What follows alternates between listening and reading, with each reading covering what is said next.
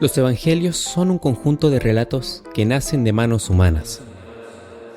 Comunidades cristianas inmersas en un contexto social, económico y político específico que buscan contar su verdad sobre Jesús. Oh, yes. Por eso, para lograr siquiera acercarnos de mejor manera a la buena nueva de Dios en Jesús, es importante reconocer y comprender los signos y símbolos presentes en cada relato desde esta óptica contextual. Lo importante no es lo que dice el texto, sino la verdad que quiere transmitirnos. Una verdad escrita en una época determinada de la humanidad, pero que la trasciende. Aquí, en Barro Tal Vez, somos buscadores de esa verdad. Aquí comienza un nuevo episodio de Barro Tal Vez, un podcast para volver a la fuente.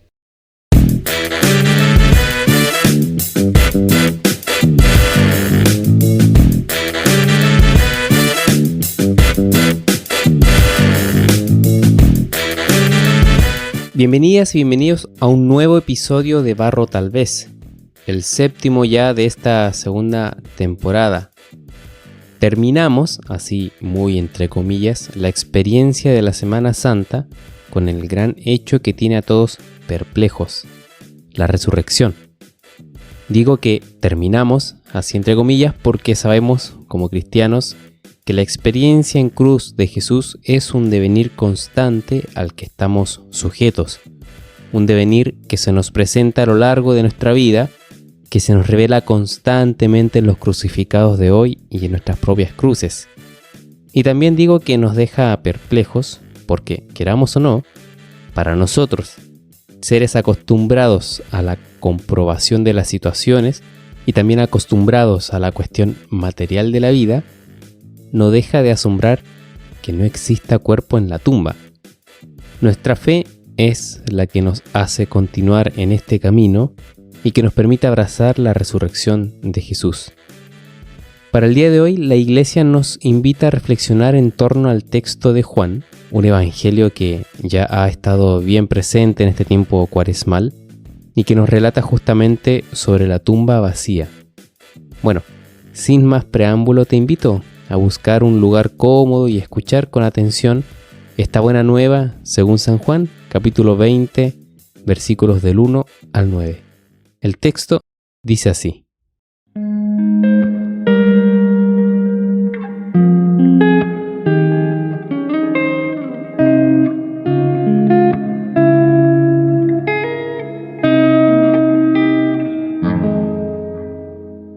El primer día de la semana fue María Magdalena de madrugada al sepulcro cuando todavía estaba oscuro, y vio que la piedra estaba retirada del sepulcro.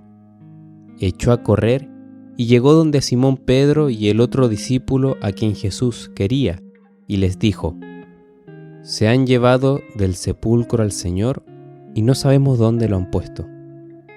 Salieron Pedro y el otro discípulo y se encaminaron al sepulcro.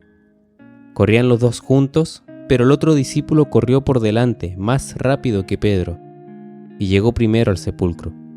Al asomarse, vio los lienzos en el suelo, pero no entró.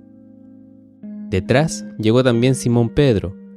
Entró en el sepulcro y vio los lienzos en el suelo, pero el sudario que había cubierto su cabeza no estaba junto a los lienzos, sino plegado en un lugar aparte. Entonces entró también el otro discípulo, el que había llegado primero al sepulcro, vio y creyó, pues hasta entonces no habían comprendido que según la Escritura, Jesús debía resucitar de entre los muertos.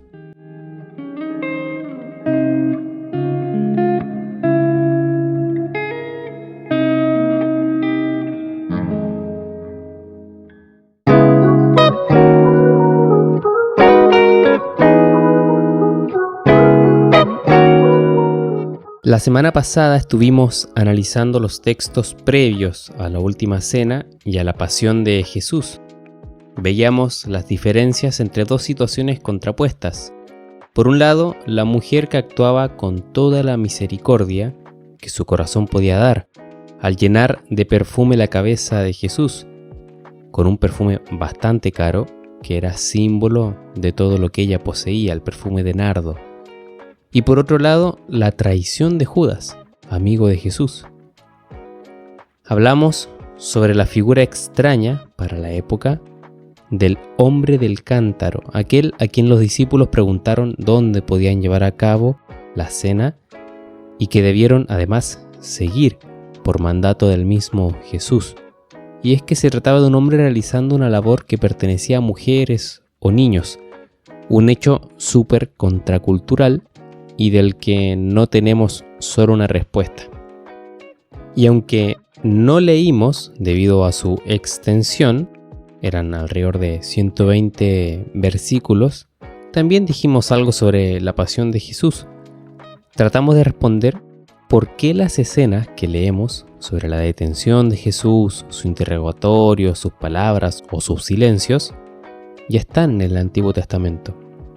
¿Es un constructo artificial la pasión? Y si lo fuera, ¿deja de ser verdad? Yo en lo personal estoy convencido que lo importante de los evangelios es la verdad que se nos revela en la experiencia de Jesús como Hijo verdadero de Dios y Salvador del mundo.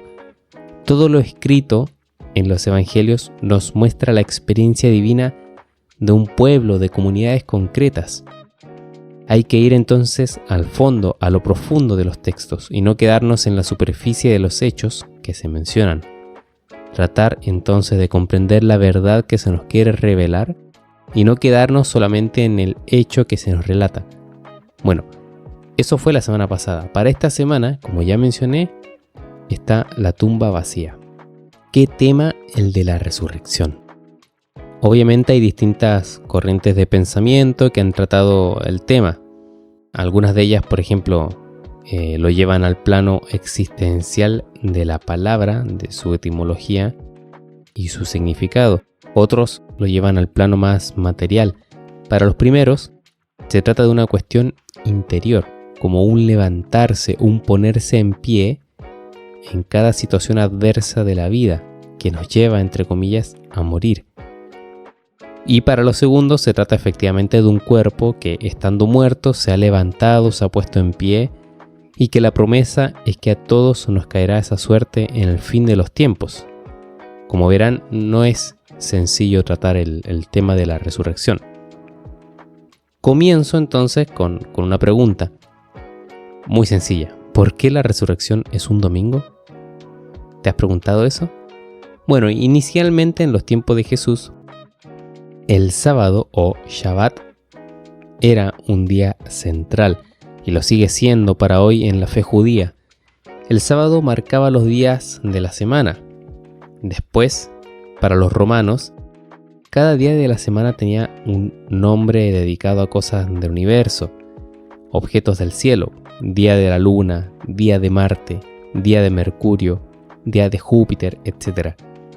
Al séptimo día los romanos lo nombraban como día del sol o solis dies, el día que nosotros conocemos como domingo. Ojo que en inglés también sigue siendo así, Sunday, el día del sol.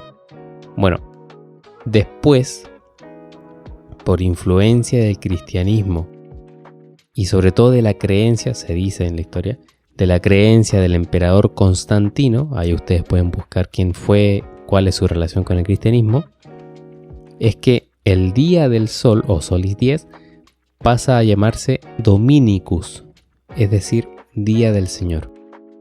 En la tradición cristiana, Jesús resucita en la madrugada después del Shabbat o sábado, que es el día en que Dios, según el Génesis, comienza la creación. Más tarde, mucho más tarde, a eso de mitad del siglo V, después de Cristo obviamente, es que la iglesia decreta que los cristianos deben celebrar el domingo en vez del sábado. Así es como el domingo, día del Señor Dominicus, es el día en que celebramos la resurrección de Jesús, por una cuestión de tradición y por una cuestión de decretos de la iglesia. A mi juicio, la invitación que nos deja este evangelio que acabamos de escuchar es a que podamos contemplar, tal como lo hicieron los tres personajes mencionados, María, Juan y Pedro. María Magdalena va al sepulcro de madrugada.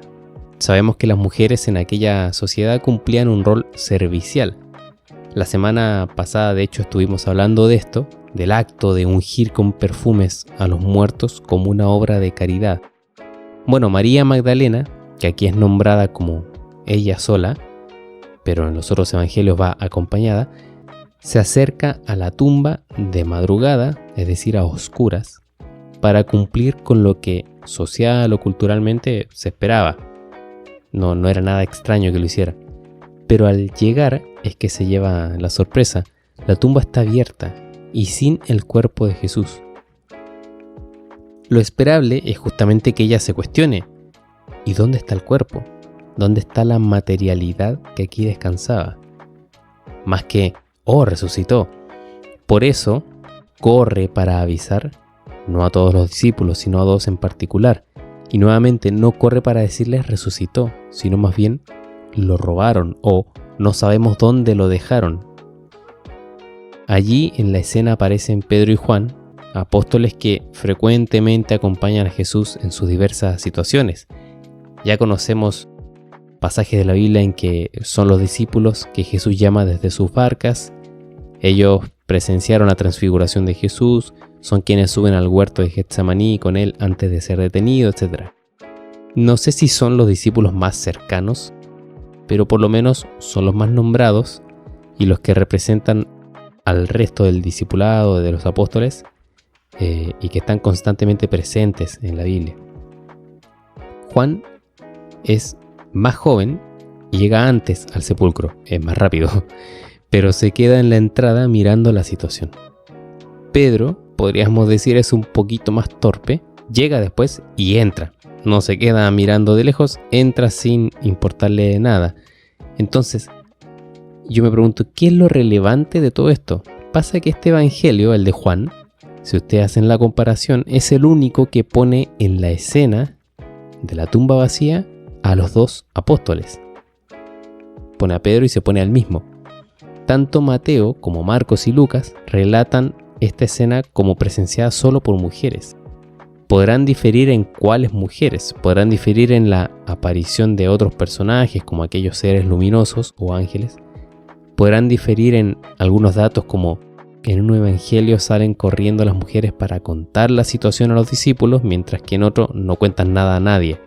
Pero el evangelio de Juan es el único que incluye al mismo Juan y que incluye también a Pedro. ¿Por qué? Una explicación, y la verdad es que es la única que pude encontrar, es que se debe a la herencia que pudimos recibir de ellos en su totalidad, los apóstoles. Ahora, si alguien tiene otra respuesta, yo agradecería mucho que me la pueda enviar. Los escritos sobre Jesús ya existían cuando estaba conformada la iglesia primitiva, y en los primeros concilios les tocó armar todos estos escritos, aceptar unos y rechazar otros. El evangelio de Juan fue bien discutido, debatido, justamente por estos detalles, estas cositas que por ahí se alejan del evangelio inspirador, el evangelio de Marcos. Pero bueno, la iglesia al parecer se queda con estos pasajes para mostrarnos la importancia de los apóstoles en dos cosas: en su ser testigos y en el testimonio que nos dejaron. Nuestra fe es justamente gracias a ellos, que en su momento, ya vamos a ver en el día del Pentecostés más adelante, salieron de sus encierros los apóstoles para dar a conocer la noticia de que Jesús resucitó y que vive para siempre. A los apóstoles, como testigos que fueron, le debemos la gran noticia de que la muerte no vence, que Dios, el amor, es más grande que ella. Como dije, todo lo que tenemos como fundamento de nuestra fe se lo debemos a los primeros que se animaron a perseverar en transmitir el mensaje, en transmitir la tumba vacía, aun cuando eso implicara persecuciones. Ellos vivieron y creyeron, dice el texto, o por lo menos Juan. Juan y Pedro contemplaron la escena, miraron la tumba vacía, observaron el misterio. Juan contempla a cierta distancia el misterio de la resurrección, pero sin entender nada. para luego, inspirado por Pedro, introducirse en el misterio y finalmente creer. La escena termina con un momento de silencio profundo. María, Pedro y Juan contemplando la tumba vacía. Ninguno de los tres lograba entender qué pasaba. De hecho, así lo expresa el texto.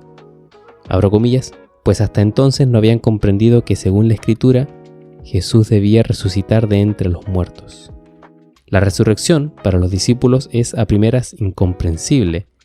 Por más que sepan de su existencia, por las profecías que aparecen en las Sagradas Escrituras o por las mismas enseñanzas de Jesús, no son capaces de asociar las ideas.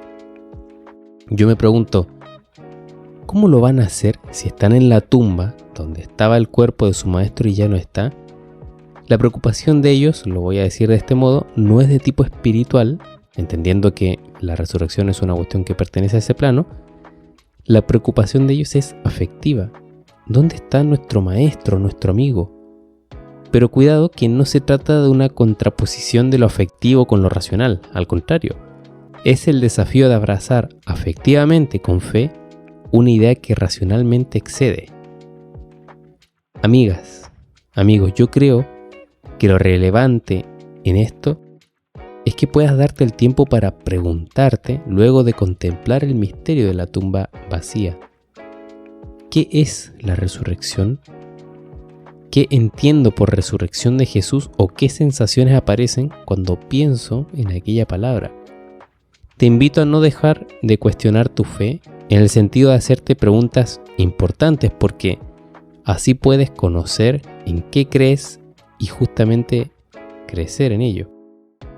De otro modo estaríamos repitiendo discursos que escuchamos de otros y que quizás no nos dan ningún sentido.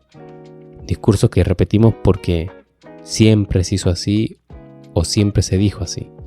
Te invito a que podamos darnos el tiempo para entender, gustar y sentir en qué y quién creemos.